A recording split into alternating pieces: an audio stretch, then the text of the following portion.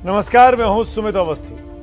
लोग टूट जाते हैं एक घर बसाने में, तुम तरस नहीं खाते बस्तियां जलाने में। मैं ये बात यूक्रेन में बर्बादी की तस्वीरों को आज दिन भर देखने के बाद कह रहा हूं, और ये तस्वीरें बीते 3-4 दिनों से लगातार जहन में कौंध रही हैं। आप देख रहे हैं इंडिया चाहता है, एबीपी न्यूज़ का एक खास न्यूज़ शो जो बहुत ज़्यादा दर्शकों की चाहत के आधार पर बनाया जाता है। आज यूक्रेन पर रूस के हमले का 8वां दिन है। इन 8 दिनों में हुआ ये है कि करीब 10 लाख लोग दर बदर हो चुके हैं, यूक्रेन छोड़कर दूसरे देशों में भागे हुए हैं। यूक्रेन के 1612 मिलिट्री ठिकानों पर रूस अब तक हमले कर चुका है। वहीं यूक्रेन का दावा है कि रूस के 500 सैनिकों को वो मार गिरा चुका है। इनमें रूस के मेजर जनरल आंद्रेई सुकोवस्की भी शामिल हैं, जो युद्ध भूमि में मारे गए अब तक के सबसे बड़े रूसी सैनिक हैं। यूक्रेन ने खार्किव में रूस के एक रूसी टैंक को भी मार गिराने का दावा किया है, जबकि इस जंग में यूक्रेन अब तक अपने 752 नागरिकों को आधिकारिक तौर पर खो चुका है। इस बात की पुष्टि कर चुका है। धमाकों की आवाज, गोलियों की तड़तड़ाहट, फौजी बूटों की खौफनाक आहट, जलते हुए आशियाने, मरघट का सन्नाटा, तबाही, चीख और इंसानियत को अपराधी कटघरे में खड़ा करने का सबूत देने वाले मासूमों के ढेरों। 8 दिन के युद्ध का यही हासिल। इसी से जुड़ा मेरा आज का सवाल भी है। 8 दिन से लगातार युद्ध के बाद पुतिन की मंशा क्या है? आखिरकार रूसी राष्ट्रपति चाहते क्या है? ट्विटर पर जाकर हमारे पोल में हिस्सा लीजिए। ऑप्शन ए है कि वो तख्ता पलट करना चाहते हैं ज़ेलेंस्की का। ऑप्शन बी है कि वो यूक्रेन पर कब्जा करना चाहते हैं, यानी रूस की सीमाओं को यूक्रेन तक बढ़ा देना चाहते हैं। और ऑप्शन सी है, अमेरिका को वो सीधे तौर पर चुनौती दे रहे हैं, यानी एक तरीके से विश्व युद्ध की आहट है ये। आप एबीपी न्यूज़ के ट्विटर हैंडल @ABP न्यूज़ पर जाइए, अपना जवाब चुनिए ए, बी और सी में से और दीजिए। शो के आखिर में कुल नतीजे भी आपको दिखाऊंगा, जिससे पता चलेगा कि हिंदुस्तान के लोग इस सवाल पर सोचते क्या हैं कि पुतिन के मन में क्या है। लेकिन सोचने वाली बात यह भी है कि यूक्रेन के कई शहरों पर जिस तरह रूस कब्जा कर रहा है या तबाही मचा रहा है, उसमें यह महाविनाश आखिरकार कब रुकेगा? एबीपी न्यूज़ युद्ध भूमि से युद्ध की वास्तविक सच्चाई आप तक सबसे ठोस तरीके से लगातार पहुंचा रहा है। देखिए यूक्रेन से मेरे सहयोगी प्रणय उपाध्याय की एक्सक्लूसिव रिपोर्ट कि कैसे यूक्रेन के शहर एक के बाद एक विनाश लीला झेलते जा रहे हैं, बर्बाद होते जा रहे हैं। रूस यूक्रेन जंग का 8वां दिन चल रहा है। यूक्रेन के लोगों का दर्द ये वीडियो जाहिर कर रहा है। वो यूक्रेन जो रोज चोट खाकर भी रूस से लड़ रहा है, लेकिन हार मानने को तैयार नहीं। यूक्रेन के राष्ट्रपति ज़ेलेंस्की हुंकार भर रहे हैं कि वो अपनी जमीन को रूसी सैनिकों की लाशों से नहीं पाटना चाहते। Кожен окупант повинен знати, вони тут нічого не отримають, нікого не підкорять. Навіть якщо вони можуть нагнати більше техніки і більше людей, це нічого для них не змінює. दूसरी तरफ रूस है, जिसे अपनी ताकत पर भरोसा है। यही वजह है कि वो एक एक कर यूक्रेन के शहरों पर अपना कब्जा बढ़ाता जा रहा है। खास तौर से यूक्रेन के दक्षिण के शहरों पर उसकी पकड़ बढ़ती जा रही है। रूस ने यूक्रेन के खेरसोन शहर पर नियंत्रण कर लिया है। खेरसोन पर कब्जे से रूस के लिए पश्चिम और उत्तर की ओर बढ़ने का रास्ता साफ हो गया है। खेरसोन के बाद उसका अगला टारगेट मारियुपोल शहर हो सकता है। पिछले 3 दिन से खेरसोन को रूसी सेना ने घेर रखा था और लगातार हमले कर रहा था। शहर में खाने पीने के सामान की सप्लाई बंद थी, लिहाजा शहर के मेयर ने हाथ खड़े कर दिए और रूसी सेना अंदर घुस आई। रूस की रणनीति है यूक्रेन के सामरिक ठिकानों पर जल्द से जल्द कब्जा करना। यूक्रेन के दक्षिणी इलाकों पर रूस ने दबाव बढ़ाना शुरू किया है, तो साथ ही यूक्रेन का पूर्वी हिस्सा पहले ही उसके निशाने पर है। रूस का टारगेट है खार्किव पर जल्द से जल्द अपना नियंत्रण स्थापित करना। चंद दिनों पहले तक खार्किव में खुशियां बिखरी हुई थी, लेकिन अब ये खंडहर में तब्दील हो चुका है। रूस यहाँ की इमारतों को लगातार निशाना बना रहा है। खार्किव के टेरिटोरियल डिफेंस हेडक्वार्टर पर 2 मिसाइलों से रूस ने हमला किया। रूस के हमले अब सिर्फ यूक्रेन के सैन्य ठिकानों पर नहीं, बल्कि रिहायशी इलाकों पर भी हो रहे हैं। खार्किव में रूस के हमलों में 8 बच्चों की भी जान जा चुकी है। टूटी फूटी ये इमारतें बता रही हैं कि इसमें रहने वालों का क्या हाल हुआ होगा। खार्किव के स्कूल की ये बिल्डिंग भी देखिए, इस बिल्डिंग पर मिसाइल अटैक हुआ है। दीवार पर हुआ बड़ा सा छेद इसकी गवाही दे रहा है। रूस के हमले ने खार्किव में दहशत बढ़ा दी है। लोग किसी भी तरह शहर को छोड़कर सुरक्षित इलाके में जाना चाहते हैं। रेलवे स्टेशन पर जबरदस्त भीड़ लगी है। एक ट्रेन आती है तो हर इंसान उस ट्रेन पर चढ़ जाना चाहता है। अफरा तफरी का आलम ऐसा कि लोग दूसरों को ट्रेन से धक्का दे रहे हैं।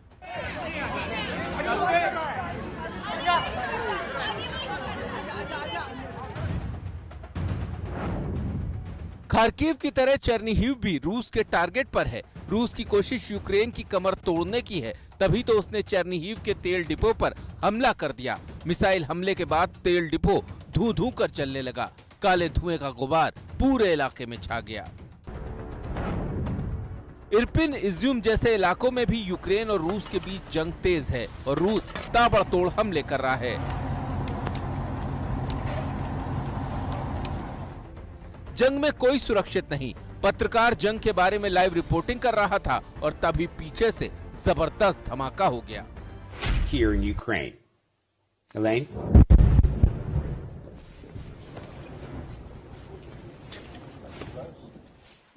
What the hell was that? रूस और यूक्रेन के बीच चल रही जंग में दोनों पक्ष अपनी अपनी तरफ से दावे कर रहे हैं। रूस लड़ाई में पीछे हटने को तैयार नहीं है, तो वहीं यूक्रेन भी पूरी ताकत से मोर्चा ले रहा है।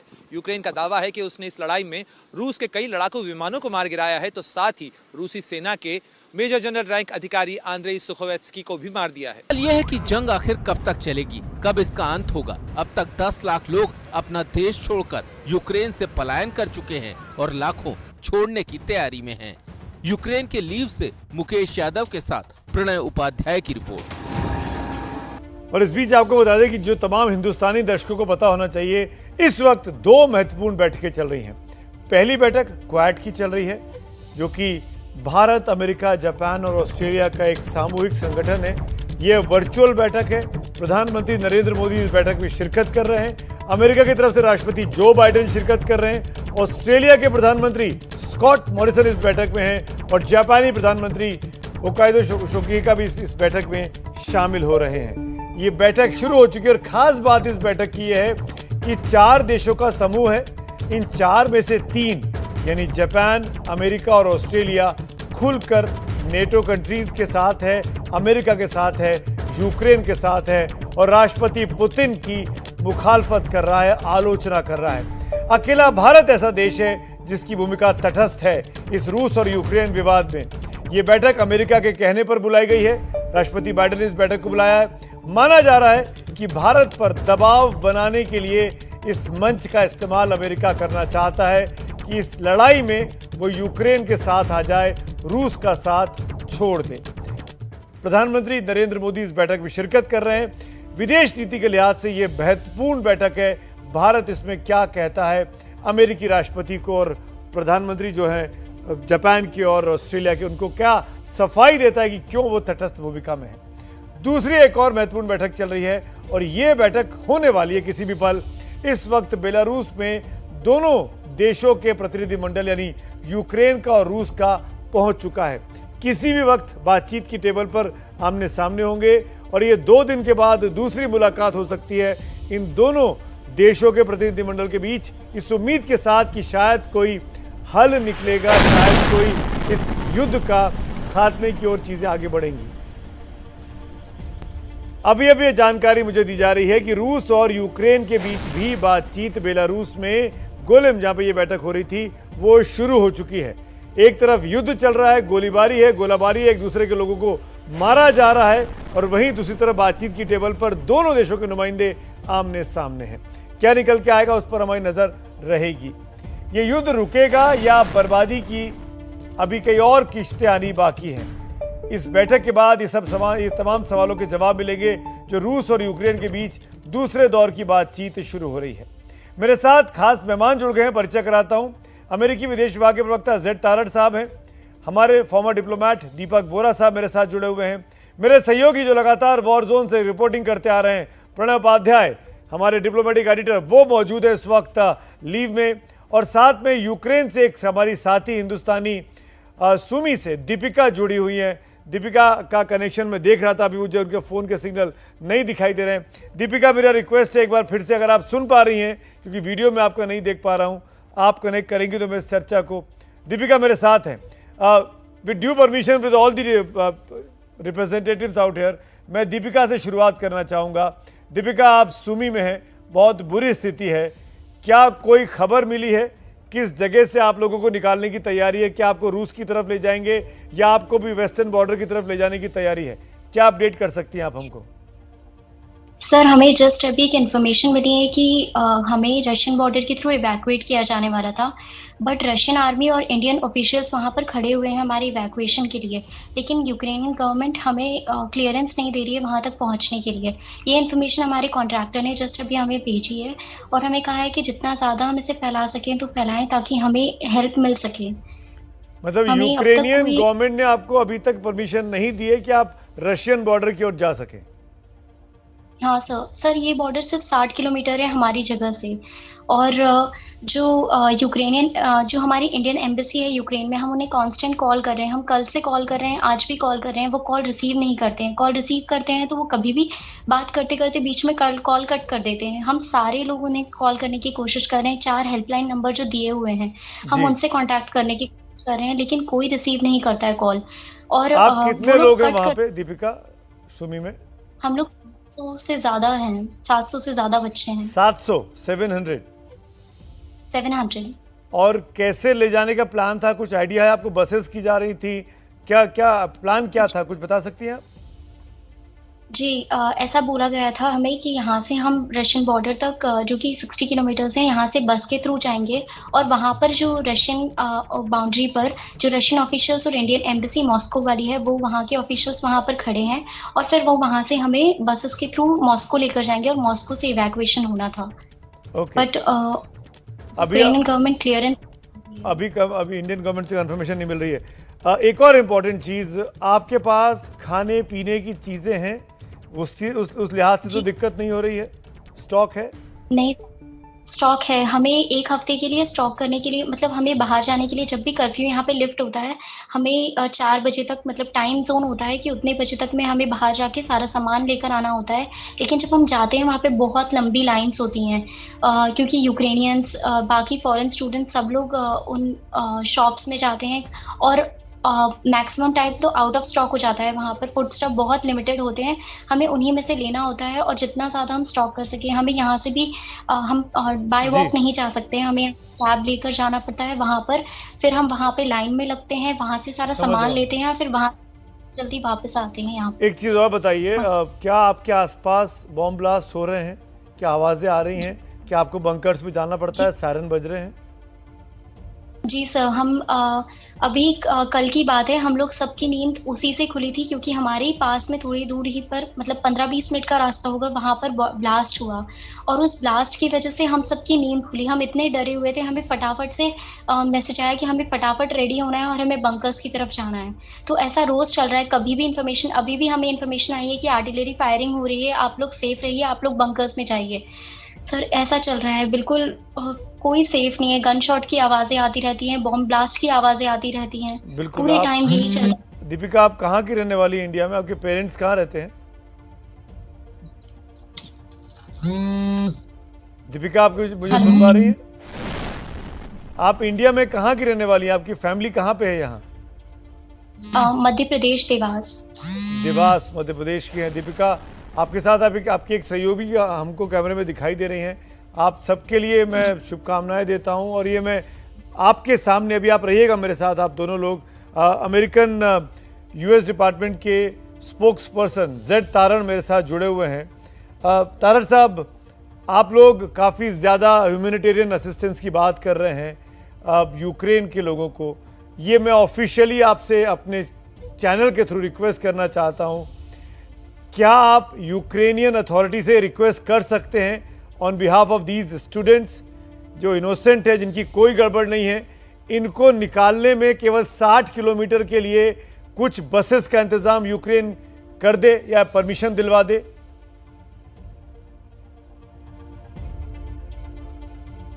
सुमित, बल्कि हमारे ऑफिशियल्स मुसलसल राब्ते में हैं हमारे यूक्रेनियन काउंटर पार्ट्स के साथ। आपने शायद सुना होगा शायद 24 घंटे पहले, बल्कि समांथा पावर हमारे जो US agency for international development की जो हेड है, वो भी मुसलसल यूक्रेन के लोगों के साथ राब्ते में हैं। और यही हमारे मकसद है कि हम जल्द से जल्द जितने भी सिविलियंस हैं जो यूक्रेन से बाहर निकलने की कोशिश में हैं, उनको जल्द से जल्द हम यूक्रेन से निकाल सकें। तो बिल्कुल अभी आपने सुना, अभी आपने सुना इस बच्ची को यूक्रेन की दीपिका के साथ बता रही कि 700 इंडियन स्टूडेंट्स हैं उनके इलाके में, सूमी में, जहां पर ये लोग हैं। यूक्रेन अथॉरिटीज़ परमिशन नहीं दे रही है। रशियन बॉर्डर पर इंडियन रशियन ऑफिशियल्स वेट कर रहे हैं इनका। सुबह से ये लोग अलर्ट बैठे हुए हैं।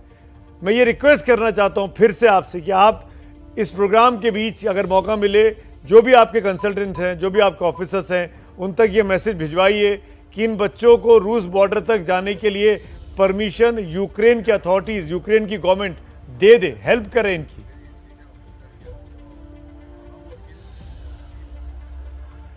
बिल्कुल सुमित जी, मैं ये कहना चाहूँगा कि यहाँ पे कि हमने बहुत स्पष्ट तौर पर इन जितने भी मामलात हैं इनको देखना है खुले आंखों से, क्योंकि आप भी जानते होंगे कि जो हम एक फासला से देखते हैं, जो हमें हकीकत लगता है, वो जब आप करीब से जाते हैं तो लगता है कि और भी कॉम्प्लेक्सिटीज़ हैं।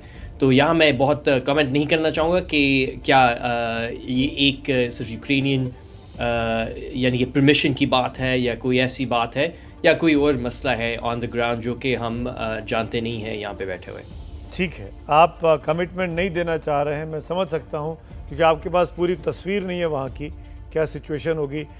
मिस्टर वोरा, दीपक वोरा, क्योंकि आप डिप्लोमेट रह चुके हैं, मैं आपको इस चर्चा में लेके आना चाहता हूँ। क्या कर सकती है ऐसे में हमारी एम्बेसी, क्या कर सकती है, हमारे ऑफिशियल्स क्या कर सकते हैं, कैसे यूक्रेन से मदद ले सकते हैं, कम से कम ये बच्चों को निकाला जा सके? दीपक जी। आभारी हूँ एबीपी न्यूज का, आपने ये मौका दिया है अपने कार्यक्रम में शरीक होने का। और आपसे एक चीज कहना चाहता हूँ, जब मैं आपकी बैलेंस्ड ओपिनियन सुनता हूँ तो बहुत अच्छा लगता है। You are the best. मैं अपनी दिल की गहराइयों से कह रहा हूँ। मैं इस समय न्यूयॉर्क में हूँ, मेडिकल एवेल्युएशन के लिए यहाँ आया हूँ। पहले इन बच्चों को बताना चाहता हूँ कि आप लोग डरिएगा मत बेटा। भारत माँ के पास, आपकी माँ है, जितनी हमारी ताकत है हम लगा देंगे। अगर हमारी एम्बेसी क्लीव में जवाब नहीं दे रही है आपके टेलीफोन कॉल का, हो सकता है वहां से वो चले गए हों, कहीं दूर चले गए, दूसरी जगह गए हों जो हमने सुना था, ताकि वहां के जो लोग फंसे हुए हैं पोलैंड बॉर्डर पर, रोमानिया के बॉर्डर पर, हंगरी के बॉर्डर पर, किसी तरह से उनको वहां से निकाला जाए। अब आपको कहा जा रहा है कि आप ईस्टर्न तरफ जाइए, वेस्ट की तरफ मत जाइए, क्योंकि वहां पे ब्लॉकेड है। और आपने ये भी रिपोर्ट्स देखनी है किस तरह से बुरा सलूक किया जा रहा है कुछ नॉन यूक्रेनियंस के साथ वहां पर। सही है कि नहीं है, मैंने वही टीवी पर देखा है। तो आपको अगर ईस्ट भेजा जा रहा है, इस समय बाधा जो है वो यूक्रेनियन सरकार है। अवश्य रिक्वेस्ट भारत करेगा उनसे कि आपको रोका ना जाए, वहां जाने दिया जाए। इतना मैं बता देता हूँ बेटा, आप इस बात पर भरोसा रखिए, जब बाकी विदेशी जो ताकतें हैं वेस्टर्न, वो अपनी एम्बेसीज में स्टाफ कम कर रहे थे, हमने और भेजे वहां पे रशियन स्पीकिंग, ताकि आसानी से जो हमारे 20,000 बच्चे वहां पर मौजूद थे हम उनको बाहर ला पाए। सबसे ज्यादा तजुर्बा इवैक्यूएशन में भारत के पास है। यमन से भी हम 41 नेशनैलिटीज के लोग लाए थे। साउथ सुडान में मैं आपका राजदूत था, हमने वहां पर इवैक्यूएशन ऑर्गेनाइज किया। वंदे भारत में आपको तो पता है कितने लाख लोगों को, भारतवासियों को हम वापस लेके आए हैं। हम लोग जानते हैं ये कैसा करना है। यकीन आपको मैं दिलाता हूं, मैं अब गवर्नमेंट सर्विस में नहीं हूं, रिटायर हो चुका हूं, लेकिन 6 देशों में आपका राजदूत था। Please trust us. हमारी एक भूतपूर्व विदेश मंत्री थी सुषमा स्वराज, जिनका निधन हो गया। उन्होंने एक ट्वीट किया था, मैं उस समय सर्विस में, कि अगर चंद्रमा पर भी नीले पासपोर्ट वाला भारतीय कोई फंसा हो तो भारत माँ उसको भी वहां से लेके आएगी। प्लीज बी patience, जो कुछ दीपिका। हो सकता है हम करेंगे। Have patience, we are living in a very tough time. हम लोग बहुत मुश्किल वक्त में रह रहे हैं। हम सब की संवेदनाएं, सहानुभूति, हिम्मत, जोश, जज्बा हम आपको पहुंचाते हैं ताकि आपकी हिम्मत बनी रहे। और हम कोशिश कर रहे हैं इस कार्यक्रम के जरिए जो लोग इस कार्यक्रम को लाइव देख रहे हैं या बाद में इसकी क्लिप्स देखेंगे, उनकी कानों तक बात पहुंचेगी और वो आपकी मदद के लिए आगे आएंगे। अब प्रणव उपाध्याय, क्विक कमेंट में आपका चाहता हूँ, और ये बात मैं आपसे इससे इतर हट के बात कर रहा हूँ। रूस और यूक्रेन अब आमने सामने बैठे हुए हैं। कोई उम्मीद है डेडलॉक खत्म होने की, वॉर खत्म होने की, या भी लंबा चलेगा? वहां पे आप क्या भाप पा रहे हैं प्रणय? देखिए सुमित, मुझे लगता है बातचीत की मेज पर आए हैं, इसका मतलब दोनों तरफ से प्रेशर जरूर है बातचीत के जरिए इस मामले को हल करने का, लेकिन समाधान का रास्ता क्या निकलेगा? क्योंकि ये मामला पूरा जो है वो कॉम्प्लिकेटेड है, कॉम्प्लिकेटेड कई मोर्चों पर है, कई तह पर है। एक तरफ ज़ेलेंस्की और उनकी सरकार नेटो के साथ, यूरोपियन यूनियन में शामिल होने को लेकर आगे बढ़ती चली जा रही है, और दूसरी तरफ वो रूस के साथ बातचीत की टेबल पर भी आ रही है। यानी बातचीत की जो पॉस्चरिंग है वो बहुत आसानी से सुलझती नहीं दिख रही। दूसरा पहलू इसका ये भी है सुमित कि अगर आप देखें, रशियन ऑफेंसिव इस बातचीत की कवायद के साथ साथ जारी है। यानी अलग अलग इलाकों में रशियन इन्फेंट्री ट्रूप्स आगे बढ़ रहे हैं, और ऐसे में जबकि सेनाएं आगे बढ़ रही होती हैं, उनको जब तक कि बहुत ठोस समझौता नहीं हो जाता, बहुत सील नहीं हो जाता, सीज फायर नहीं हो जाता, तब तक वापस आना मुश्किल है। इसका मतलब है कि अगर वापसी होगी भी, अगर सीज फायर होता भी है, तो उसके अनाउंसमेंट में वक्त लगेगा, और ये वक्त बहुत भारी है, खासतौर पर उन लोगों के लिए जो इस युद्ध की विभीषिका झेल रहे हैं, और उसमें बहुत बड़ी संख्या उन भारतीय स्टूडेंट्स की है, चाहे जिनसे दीपिका से आप बात कर रहे थे, या बहुत सारे बच्चों से आज हमने भी बात की, स्टेशन पर यहाँ पहुँचते हैं वो बहुत परेशान हालत में, और भारत ने इसका कोलेटरल डैमेज झेला है। हमारा इस लड़ाई से सीधे तौर पर कोई लेना देना नहीं है, लेकिन फिर भी भारत ने इसका दंश झेला है इस लिहाज से, क्योंकि भारतीय जानें फंसी हुई हैं और अब भी फंसी हुई हैं। बिल्कुल प्रणय, आप रहिए, हम अपडेट लेते रहेंगे। लेकिन यूक्रेन में रूस के खिलाफ लड़ाई से अमेरिका अलग है, लेकिन रूस की निंदा वो जरूर कर रहा है। वो निंदा प्रस्ताव संयुक्त राष्ट्र महासभा में भी पहुंचा, जिसमें 193 में से 141 देशों ने वोट देकर रूस के इस काम की निंदा की है कि उसने आक्रमण किया है यूक्रेन के ऊपर। जबकि रूस के पक्ष में सिर्फ उत्तर Korea, Syria, North Korea, Belarus और एरिट्रियाई खड़े रहे। वहीं भारत ने अपनी गुटनिरपेक्षता के सिद्धांत के तहत वोटिंग में इस बार भी हिस्सा नहीं लिया। हालांकि निंदा प्रस्ताव में अमेरिका के साथ खड़ा होने वाले फ्रांस की तरफ से भारत की भूमिका पर एक बड़ी खबर आई है। भारत में फ्रांस के राजदूत लेनिन ने कहा है कि भारत को संयुक्त राष्ट्र सुरक्षा परिषद का स्थायी सदस्य बनाना चाहिए, लेकिन अमेरिका को संयुक्त राष्ट्र में भारत का रुख अच्छा नहीं लग रहा है। दुनिया का कोई भी देश अपना हित देखकर फैसला लेता है, वही भारत भी किया। लेकिन जेड साहब, मैं आपसे कहूंगा कि आप इसको देखिए कि अमेरिका हिंदुस्तान के इस एक्शन को लेकर आखिरकार क्यों तिल मिलाया हुआ है। इस स्टोरी को देखते हैं, फिर मैं जेड तारक के साथ अगला सवाल करूंगा। रूस यूक्रेन युद्ध में अमेरिका भले ही सीधे सीधे जंग में शामिल न हो, लेकिन कूटनीतिक मोर्चे पर वो रूस को अलग थलग करने के लिए पूरी ताकत लगा रहा है। Russia's Vladimir Putin sought to shake the very foundation of the free world. एक तरफ बाइडेन रूसी राष्ट्रपति व्लादिमीर पुतिन को विलेन साबित करने में लगे हैं, तो रूस पर ज्यादा से ज्यादा प्रतिबंध लगाने में भी अमेरिका कामयाब हुआ है। जंग के इस माहौल में जब संयुक्त राष्ट्र महासभा में रूस के खिलाफ निंदा प्रस्ताव आया, तो 193 देशों में से 141 देशों ने इसका समर्थन किया।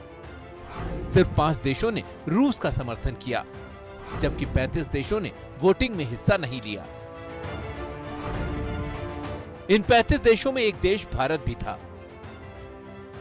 यूएन में यह तीसरा मौका था जब रूस यूक्रेन युद्ध में भारत ने अपना तटस्थ रवैया बरकरार रखा, और इसी बात से अमेरिका को मिर्ची लग रही है। खींच तो 25 फरवरी की प्रेस कॉन्फ्रेंस में ही दिख गई थी, जब अमेरिकी राष्ट्रपति से जवाब देते नहीं बना। Is India fully in sync with United States on Russia? We're in consultation with India today. UN में भारत के रवैये से कई रिपब्लिकन और डेमोक्रेट सांसद नाराज हैं। अब भारत पर दबाव बनाने के लिए अमेरिका ने नया पैंतरा चला है। America countering America's adversaries through sanctions act के तहत भारत पर कार्रवाई का मूड बना रहा है।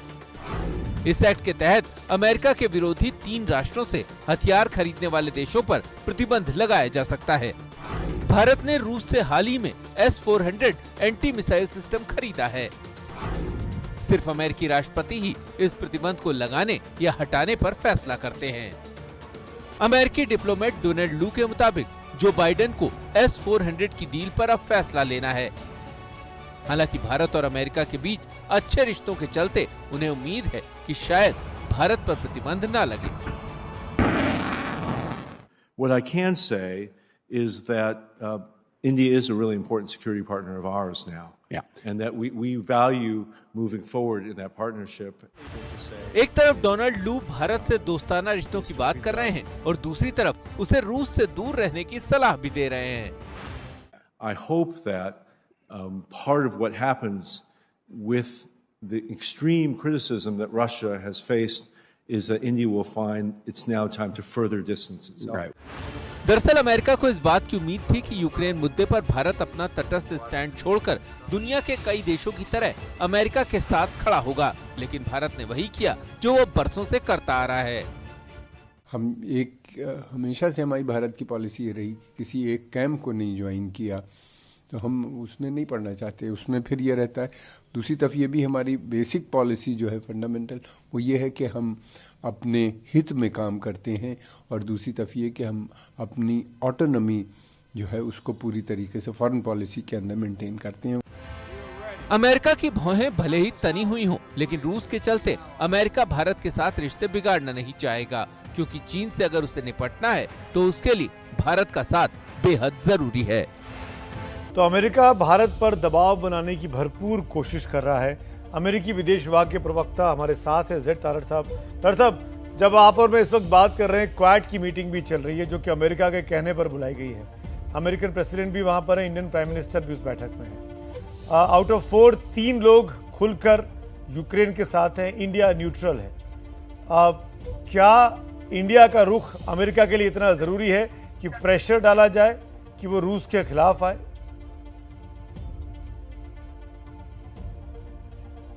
सुमित जी, पहली बात तो ये कि बहुत बहुत शुक्रिया कि आपने मुझे बुलाया, ताकि मैं आपको डायरेक्टली हमारी राजनीति और विदेश नीति को बहुत स्पष्ट तौर पर कह सकता हूँ, और मैं थोड़ा रिकॉर्ड को ठीक कर सकता हूँ। मैं बहुत इंटरेस्ट से मैंने आपका सेगमेंट देखा। पहली बात तो ये है कि कोई भी दबाव नहीं है अमेरिका से इंडिया पर। मैं आपको बताऊंगा, आप मेरी बात सिर्फ ना माने, बल्कि हम ज़रूर इस पर अपने कॉमन सेंस लगा देते हैं। आपने खुद सुना है, मेरे कॉलीग जो डोनाल्ड लू है, उन्होंने बिल्कुल ठीक कहा है कि जो राब्ते हैं, जो ताल्लुकात हैं यूएस और इंडिया में, वो इंतहाई मजबूत हैं। अगर आप किसी भी लिहाज से देखें, या आप कॉमर्स ट्रेड से के लिहाज से देखें, आप ये देखें कि जो टैलेंट आती है इंडिया से और अमेरिका जाती है, जिनमें से हमारे जो टॉप CEOs हैं वो इंडिया को घर कहते हैं, या आप हमारे हाई टेक इंडस्ट्री को देखें, या जो मर्जी आप देखें, क्वाड का भी आप हमारे जो कोऑपरेशन है वहाँ पे आप देखें, इतनी मजबूत दोस्ती है। तो जब आपकी मजबूत दोस्ती होती है देशों के बीच, आपको दबाव लगाने की कोई ज़रूरत ही नहीं है। आप अपने दोस्त पे दबाव क्यों लगाएंगे? ये तो फिर अचानक क्वाड की मीटिंग क्यों बुलाई? हाँ, तारड़ साहब, मैं माफ करिएगा, बीच में टोक रहा हूँ। बड़ी खबर आ रही है, बड़ी खबर। एक मैं आऊंगा आपके पास। यूक्रेन और रूस के बीच जो बातचीत बेलारूस में चल रही है, उसका पहला ब्रेकिंग हमारे पास आ गया है, और वो ब्रेकिंग न्यूज ये कह रहा है कि बातचीत में यूक्रेन ने 3 शर्तें रखी हैं। पहली शर्त यह है कि युद्ध विराम किया जाए, सीज फायर तुरंत किया जाए। दूसरी शर्त रखी है कि लोगों को जो युद्ध में फंसे हुए हैं उनको निकलने का रास्ता तुरंत दे रूस, और तबाह इलाके से लोगों को निकालने के दिया जाए। ये यूक्रेन चाहता है, क्योंकि बहुत बड़ी संख्या में यूक्रेनी नागरिक और दूसरे देशों के नागरिक, जिसमें भारत भी है, उनके नागरिक इस वॉर में फंसे हुए हैं। दूसरे दौर की बातचीत चल रही है। बातचीत का एजेंडा बताया है। पहली शर्त ये रखी है कि युद्ध विराम तुरंत किया जाए, और दूसरी शर्त में लोगों को रास्ता दिया जाए निकलने के लिए। तस्वीरें इसी बातचीत की आपके सामने जो स्क्रीन पर आप देख पा रहे हैं, ये जो बातचीत चल रही है रूस और यूक्रेन के बीच, वहां की तस्वीरें हैं। ये पहली ब्रेकिंग यूक्रेन के हवाले से हमारे पास आई थी। जी तारड़ साहब, मैं फिर से उस सवाल पे आता हूं कि क्यों अचानक क्वाड की बैठक बुलाई गई? क्या प्रेसिडेंट बाइडेन कहना चाहते हैं नरेंद्र मोदी से? मैं आपको जी मैं आपको सच बताऊं कि मेरे पास जो व्हाइट हाउस का जो सोच है इस पे कि उन्होंने ये क्वाड मीटिंग को कायम क्यों किया, वो मेरे पास नहीं है, मेरे सामने नहीं है। लेकिन इतना मैं आपको कह सकता हूं कि अगर हम एक बार फिर हम अपने सिर्फ कॉमन सेंस के लिहाज से अगर हम देखें, तो आपने खुद ही सुमीत जी बताया कि 141 से ज़्यादा यानी 141 देशों ने यूएन जनरल असेंबली में वोट डाला है, उन्होंने हाँ डाला। तो अगर आप उस लिहाज से देखें तो इसका कोई फिर फ़ायदा नहीं बनता कि हमने अब इतनी करीबी दोस्त पर दबाव लगाना है या हमने उनको एक ऐसा पोजीशन में रखना है जो कि मुश्किल हो उनके लिए। ये कोई सेंस नहीं है। अच्छा। अब हाँ, ये अलग बात है, जो हमारी विदेश नीति यूक्रेन के साथ है वो बहुत स्पष्ट है, वो हम कभी उसको अपॉलॉजी नहीं करेंगे। जी, हम चाहते हैं जितने देश हमारे साथ हैं इसमें, और सिर्फ हमारे साथ नहीं बल्कि यूक्रेन के साथ हैं, अगर आप यूक्रेन के साथ हैं तो और भी बेहतर है, लेकिन इसका मतलब ये नहीं है कि हमने मुसलसल इंडिया पे दबाव लगाना है। मैं यही बात वोरा साहब से पूछना चाहता हूँ, क्योंकि वो कई साल सर्विसेज को दे चुके हैं, इस रुख को जानते हैं। अचानक क्वाड की मीटिंग होना, क्वाड के 4 में से 3 मुल्क खुलकर रूस की मुखालफत कर रहे हैं। दीपक वोरा साहब, इस बैठक में क्या निकलेगा जो इस वक्त क्लोज डोर चल रही है, जिसके बारे में शायद कोई प्रेस रिलीज भी ना आए, ऐसा हमको इंडिकेशन मिल रहा है? ऑफिशियली तो यही कहा जाएगा कि क्वाड की जो स्थापना हुई थी उसमें यूक्रेन का कोई लेना देना नहीं था। क्वाड की स्थापना हुई थी कि चीन जो हरकतें कर रहा है इंडियन ओशन पैसिफिक ओशन में, किसी तरह से उससे कहा जाए फ्री एंड ओपन सीज रखे जाए, free and open Indo Pacific. ये ऑफिशियल नैरेटिव होता है जब भी क्वाड की मीटिंग होती है। हमने ये कहते कि साउथ अफ्रीका को ठोक के आएंगे या भूटान को ठोक के आएंगे, समुद्र को ओपन रखना है।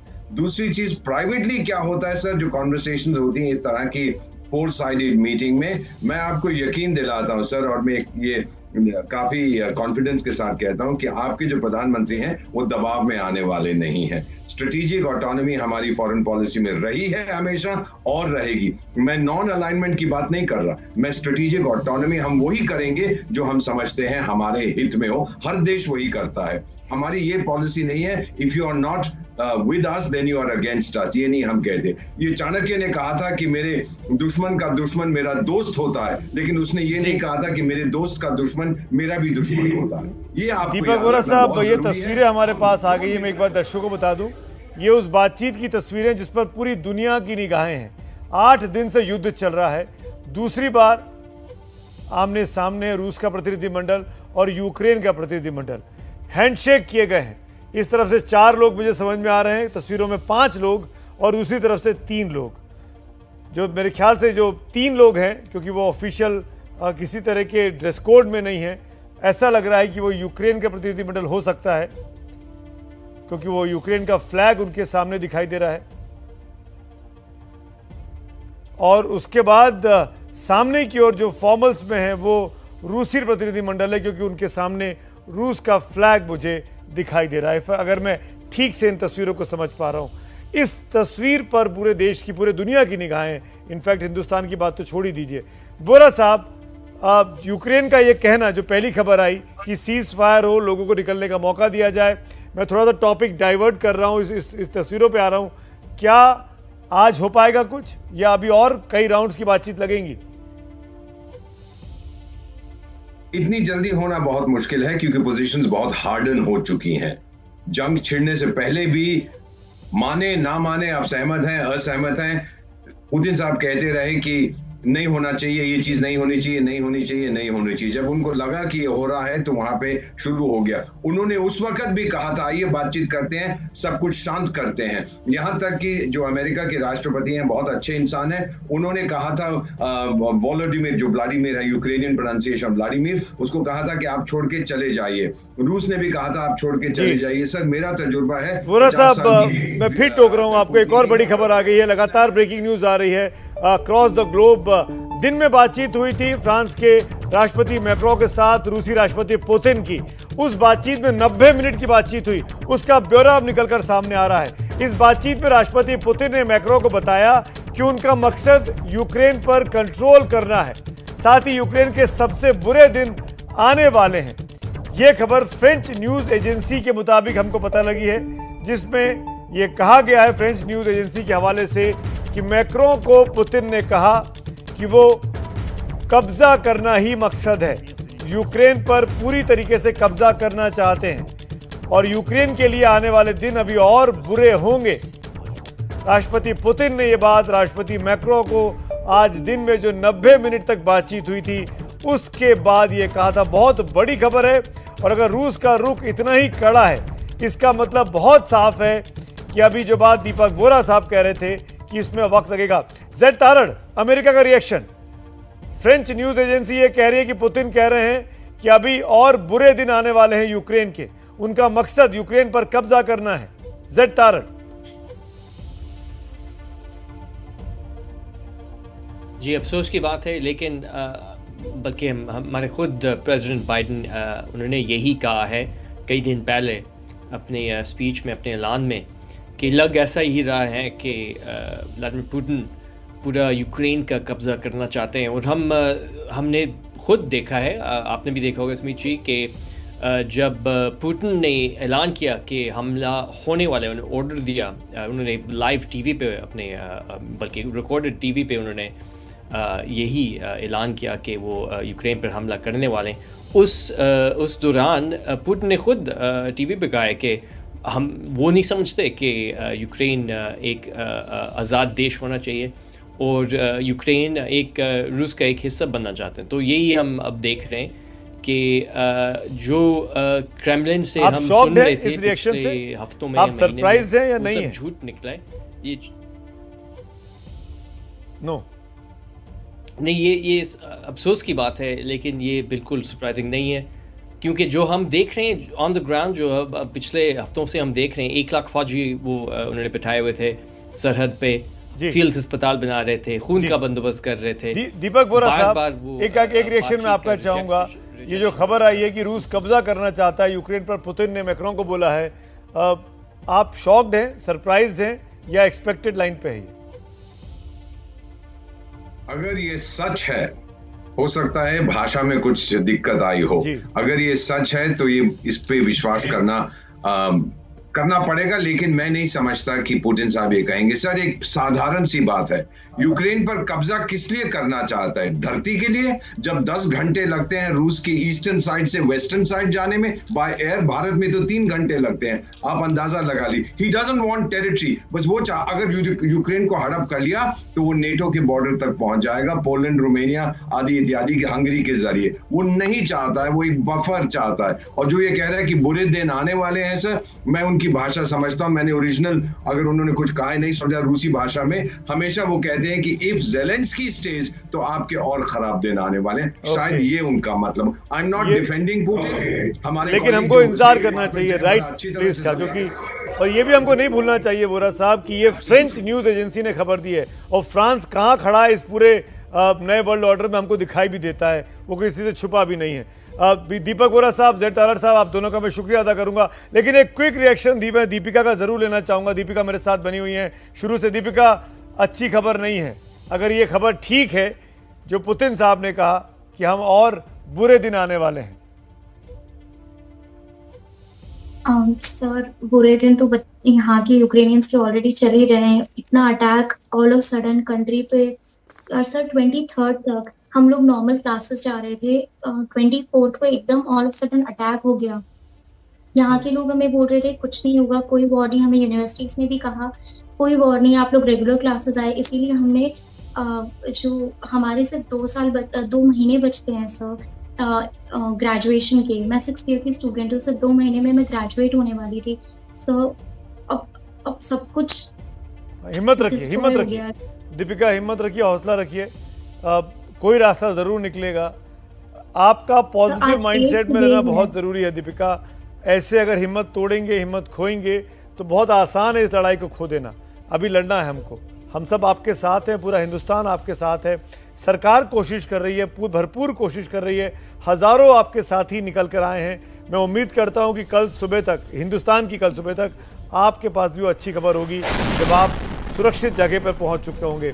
शुक्रिया Deepika, all the best. And हम सब की पूरी कोशिश है कि आप तमाम बच्चे, एक एक बच्चा सुरक्षित रूस के रास्ते निकलकर हिंदुस्तान तक जरूर पहुंचे।